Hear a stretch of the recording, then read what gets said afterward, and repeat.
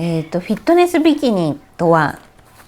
筋肉で作られた丸みとか女性らしさとかビキニが似合う健康で鍛えられた体を競う競技なんですけれども、セクシーさではなく、颯爽とした爽やかで明るいコークボトルのようなコカ・コーラのボトルのような体を目指してます。で、わずか10ヶ月のトレーニングで全日本の優勝、世界選手権まで行ったんですけれども、自分の力だけでは到底成し得ることはできなくて、で、柏木さんの柏木式トレーニングをやっぱり10ヶ月間やってみて、5つもうとにかく意識しろって言われてることがあって、まず1つ目は負荷を逃がさないと。何が何でも逃がさないと。で、2つ目が精神の限界じゃなくて筋肉の限界までたどり着くと。で、3つ目が怪我を絶対にしないと。で、4つ目が一人一人体質とか体型が全然違うので、その人に合った種目や方法があるので、自分に合った方法を見つけるということで、最後5つ目は一度に複数の箇所に効かせるような欲張りなトレーニングっていうのが5つ基本的には大きく分けてあります。で、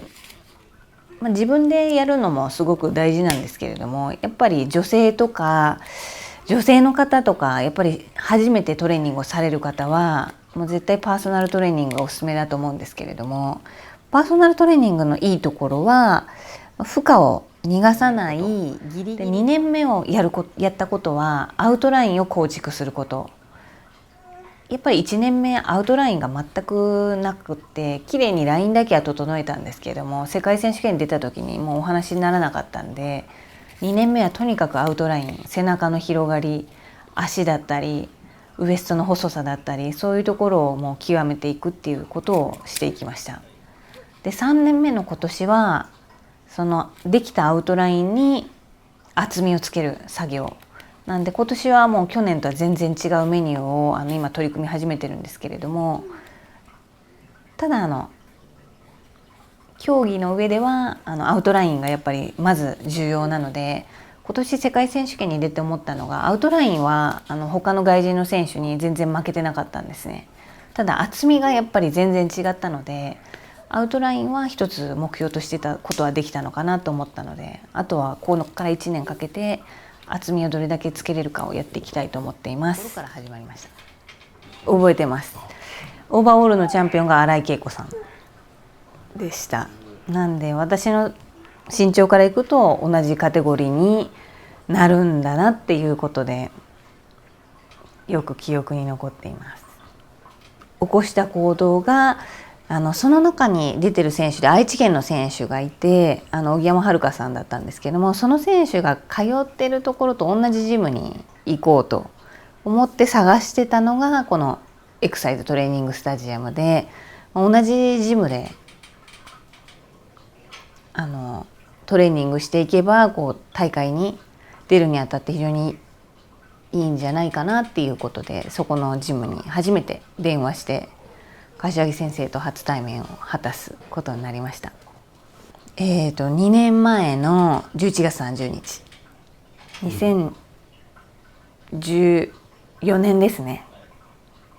まず行ったんですけれども、柏木先生がもうすでにもう満員状態で入る場所がなくって、パーソナルトレーニングをですね。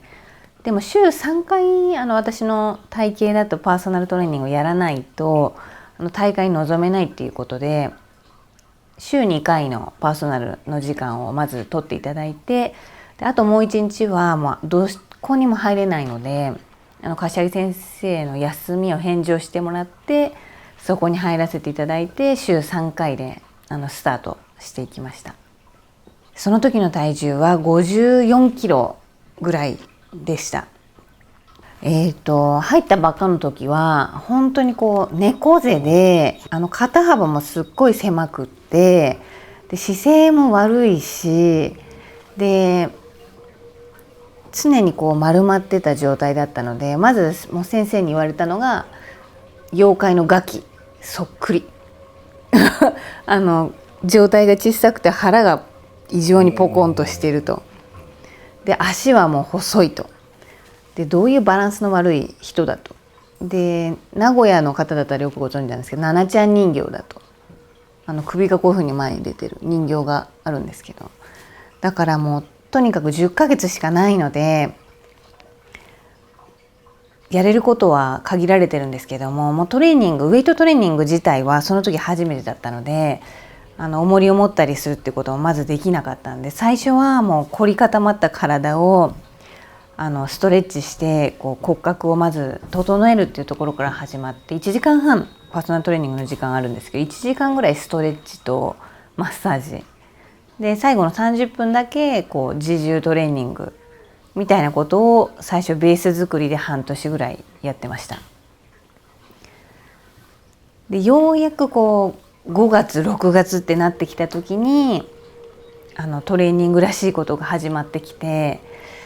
でスミスマシンのスクワットだったりとかレッグプレスだったり、体のラインをまずこうきれいに整えるっていう作業をずっと